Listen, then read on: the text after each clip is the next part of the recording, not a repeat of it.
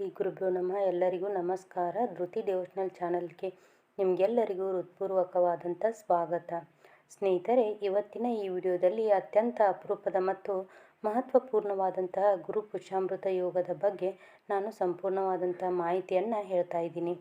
ಶಾಸ್ತ್ರಗಳಲ್ಲಿ ಗುರುವಾರದ ದಿನ ಪುಷ್ಯ ನಕ್ಷತ್ರ ಬರುವ ಸಂಯೋಗವನ್ನು ನಾವು ಗುರು ಪುಷ್ಯಾಮೃತ ಯೋಗ ಅಂತ ಕರೆಯುತ್ತೇವೆ. ಈ ಯೋಗವನ್ನು ಸಕಲ ಶುಭ ಕಾರ್ಯಗಳಿಗೆ ಅತ್ಯಂತ ಮಂಗಳಕರವಾದ ಸಮಯ ಅಂತ ಪರಿಗಣಿಸುತ್ತಾರೆ. ಈ ಸಮಯದಲ್ಲಿ ಮಾಡುವ ಪೂಜೆ, ಜಪ, ಧ್ಯಾನ, ದಾನ, ಧರ್ಮ ಮತ್ತು ದೇವರ ಆರಾಧನೆಗಳು ಅನೇಕ ಪಟ್ಟು ಹೆಚ್ಚಿನ ಫಲವನ್ನು ನೀಡುತ್ತವೆ ಮತ್ತು ಜ್ಯೋತಿಷ್ಯ ಶಾಸ್ತ್ರಗಳು ತಿಳಿಸುತ್ತವೆ. ಆದ್ದರಿಂದ ಈ ಪವಿತ್ರ ಸಮಯವನ್ನು ಯಾವುದೇ ಕಾರಣಕ್ಕೂ ವ್ಯರ್ಥ ಮಾಡದೆ ಭಕ್ತಿಯಿಂದ ದೇವರ ಸ್ಮರಣೆ ಮಾಡುವುದು ಬಹಳ ಉತ್ತಮ. ಭಕ್ತರೇ, ಗುರು ಗ್ರಹವನ್ನು ದೇವತೆಗಳ ಗುರು ಎಂದು ಕರೆಯುತ್ತಾರೆ. ಗುರು ಎಂದರೆ ಜ್ಞಾನ, ಐಶ್ವರ್ಯ, ಸಂತಾನ ಭಾಗ್ಯ, ಧರ್ಮ ಮತ್ತು ಶುಭ ಕಾರ್ಯಗಳ ಸಂಕೇತ. ಪುಷ್ಯ ನಕ್ಷತ್ರವನ್ನು ಎಲ್ಲ ನಕ್ಷತ್ರಗಳಲ್ಲಿಯೂ ಅತ್ಯಂತ ಶುಭಕರ ನಕ್ಷತ್ರ ಎಂದು ಪರಿಗಣಿಸಲಾಗಿದೆ. ಗುರುವಾರ ಮತ್ತು ಪುಷ್ಯ ನಕ್ಷತ್ರದ ಸಂಯೋಗದಿಂದ ರೂಪುಗೊಳ್ಳುವ ಗುರು ಪುಷ್ಯಾಮೃತ ಯೋಗದಲ್ಲಿ ಮಾಡುವ ಯಾವುದೇ ಸತ್ಕಾರ್ಯಕ್ಕೆ ವಿಶೇಷ ಫಲ ಸಿಗುತ್ತದೆ. ಈ ಕಾರಣದಿಂದಲೇ ಅನೇಕರು ಈ ದಿನ ಹೊಸ ವ್ಯವಹಾರ ಆರಂಭಿಸುವುದು, ಮನೆ ಖರೀದಿ ಮಾಡುವುದು, ಚಿನ್ನ ಬೆಳ್ಳಿ ಖರೀದಿ ಮಾಡುವುದು, ದೇವರ ಪೂಜೆ ಮಾಡುವುದು ಮತ್ತು ದಾನ ಧರ್ಮಗಳನ್ನು ಮಾಡುವುದು ಶುಭಕರ ಅಂತ ಭಾವಿಸ್ತಾರೆ.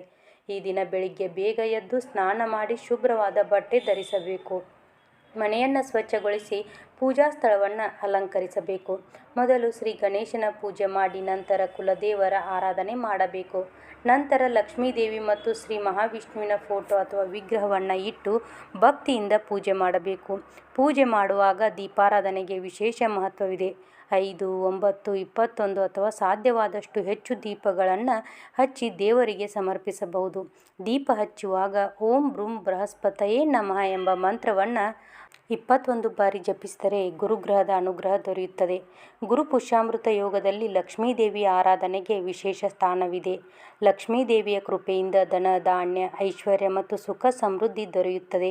ಆದ್ದರಿಂದ ಈ ದಿನ ಕನಕದಾರ ಸ್ತೋತ್ರ, ಸ್ತ್ರೀ ಸೂಕ್ತ, ವಿಷ್ಣು ಸಹಸ್ರನಾಮ ಅಥವಾ ಲಕ್ಷ್ಮೀ ಅಷ್ಟೋತ್ತರಗಳನ್ನು ಪಠಿಸುವುದು ಬಹಳ ಶುಭಕರ.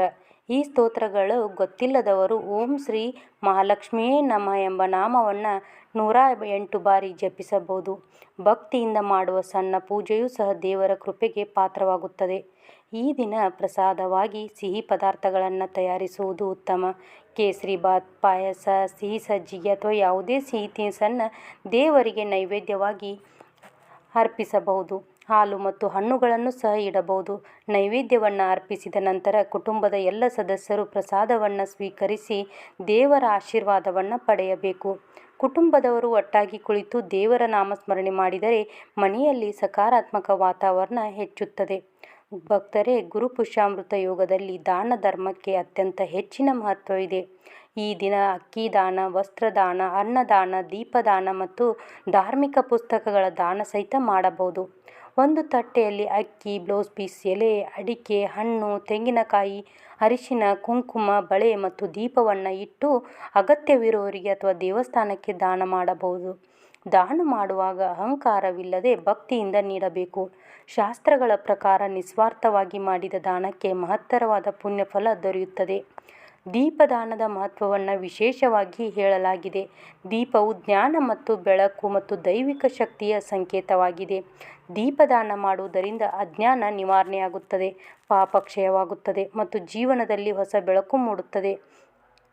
ದೇವಸ್ಥಾನಗಳಲ್ಲಿ ಅಖಂಡ ದೀಪಾರಾಧನೆ ನಡೆಯುವ ಸ್ಥಳಗಳಿಗೆ ದೀಪ ಮತ್ತು ಎಣ್ಣೆಯನ್ನು ದಾನ ಮಾಡುವುದು ವಿಶೇಷ ಫಲದಾಯಕ. ಸಾಧ್ಯವಾದರೆ ಹೊಸ ದೀಪವನ್ನೇ ದಾನ ಮಾಡಬೇಕು. ದೀಪದ ಜೊತೆಗೆ ಎಣ್ಣೆಯನ್ನು ನೀಡಿದರೂ ಅದು ಇನ್ನಷ್ಟು ಶ್ರೇಷ್ಠ ಎಂದು ಪರಿಗಣಿಸಲಾಗಿದೆ.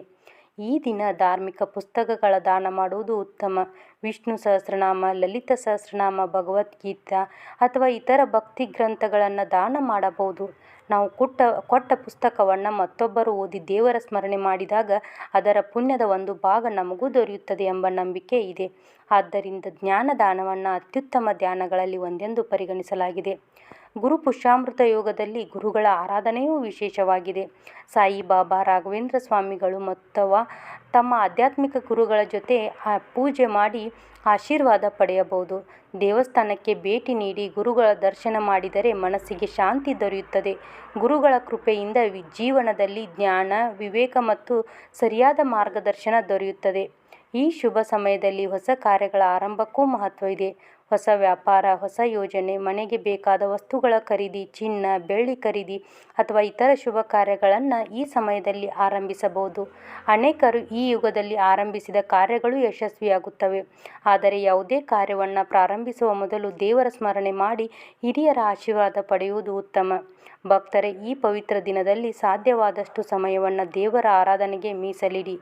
ಭಕ್ತಿಯಿಂದ ಪೂಜೆ ಮಾಡಿ, ದೀಪ ಹಚ್ಚಿ, ದಾನ ಧರ್ಮ ಮಾಡಿ ಮತ್ತು ದೇವರ ನಾಮ ಸ್ಮರಣೆ ಮಾಡಿ. ದೇವರ ಮೇಲಿನ ನಂಬಿಕೆ, ಸತ್ಕಾರ್ಯ ಮತ್ತು ಸದಾಚಾರವೇ ಜೀವನದ ನಿಜವಾದ ಸಂಪತ್ತು ಎಂಬುದು ಎಂದಿಗೂ ಮರೆಯಬೇಡಿ. ಭಗವಂತನ ಕೃಪೆಯಿಂದ ನಿಮ್ಮ ಮನೆಗಳಲ್ಲಿ ಸುಖ, ಶಾಂತಿ, ಆರೋಗ್ಯ, ಐಶ್ವರ್ಯ ಮತ್ತು ನೆಮ್ಮದಿ ಸದಾ ನೆಲೆಸಿರಲಿ ಎಂದು ಪ್ರಾರ್ಥಿಸುತ್ತೇನೆ. ಧೃತಿ ಡಿವೋಷನಲ್ ಚಾನಲ್ಗೆ ಸಬ್ಸ್ಕ್ರೈಬ್ ಮಾಡಿ. ವಿಡಿಯೋ ಇಷ್ಟವಾದರೆ ಲೈಕ್ ಮಾಡಿ, ಕಮೆಂಟ್ ಮಾಡಿ ಮತ್ತು ನಿಮ್ಮ ಸ್ನೇಹಿತರು ಹಾಗೂ ಕುಟುಂಬದವರೊಂದಿಗೆ ಈ ವಿಡಿಯೋವನ್ನು ಹಂಚಿಕೊಳ್ಳಿ. ನಾನು ಕೊಟ್ಟಿರೋ ಮಾಹಿತಿ ನಿಮಗೆ ಇಷ್ಟ ಆಗಿದೆ ಅಂತ ಅಂದ್ಕೊಂಡಿದ್ದೀನಿ. ಮತ್ತೆ ಮುಂದಿನ ವಿಡಿಯೋದಲ್ಲಿ ಸಿಗ್ತೀನಿ. ಸರ್ವೇ ಜನ ಸುಖಿನೋ ಭವಂತು.